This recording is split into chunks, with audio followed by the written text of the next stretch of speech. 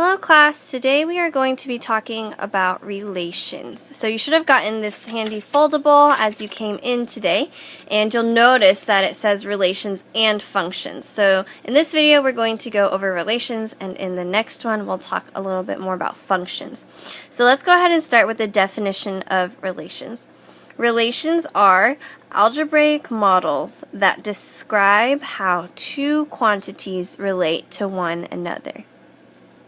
So in other words, the two quantities that we're talking about, we often represent with the variables x and y.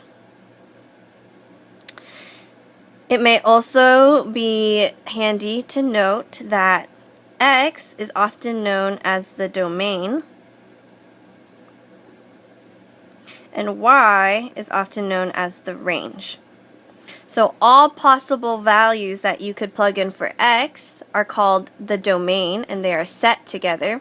And all the possible outputs, all the things that you get as a result of putting x in, is called the range.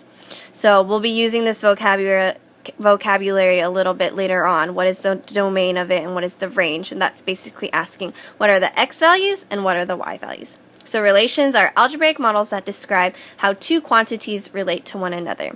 So a lot of the things we've been doing in this past week have been using different representations, and all of these show different relations.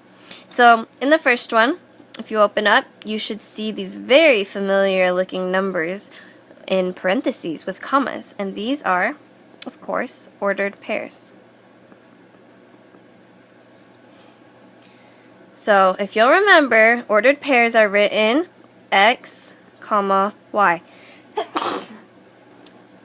So the first value in each column is x, and then the second value is the y value. So each of these you should be able to graph easily on a coordinate plane. Oh, excuse me. Okay. The second type of relation that we'll be looking at are tables. So just like in ordered pairs are written x, y, tables are labeled with the x values in one column or in one row. Sometimes they're shown horizontally, but the x values go down one side and the y values go down the other. So you should be able to look at this and know very clearly that this, if we took it and wrote it as an ordered pair, it would look like -7, 3. So it's the same information that can be represented in two different ways. And this also shows a relation. It shows how x and y are related to each other. The third relation we're going to look at is a graph.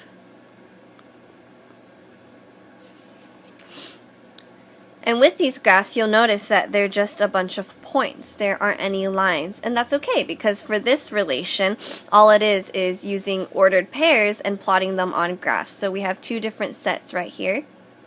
You should be able to find any point and give me the ordered pair of that point. So for example, if we have this point, we can see it's 1, 2, 3, 4, 1, 2. So that point would be 4, -2. So it's just important to know how to use ordered pairs to graph things and how to find ordered pairs from graphs. A lot of times you can also put your information in a table before graphing it.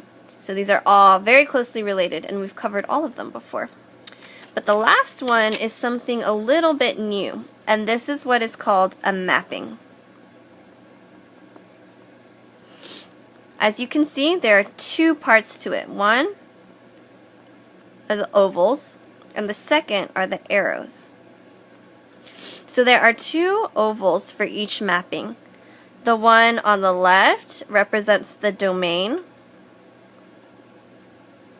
or the x values, and then the one to the right represents the range, or the y values. So basically, whatever is in the first oval are the numbers that you're putting in. You're putting into the situation. And then the number it points to is the y value it goes with. So for example, if you had -6 and it's pointing to the 1, it always goes from the left pointing to the right. The ordered pair for this would be -6, 1. So you have to be careful because sometimes the arrows aren't pointing straight imperfect, just in rows like that. Sometimes they crisscross. So the next point would be 9, 11. 10, follow the arrow to -4. 12, 0. 17, 2. So as you can see, this is, again, just relationships between x and y.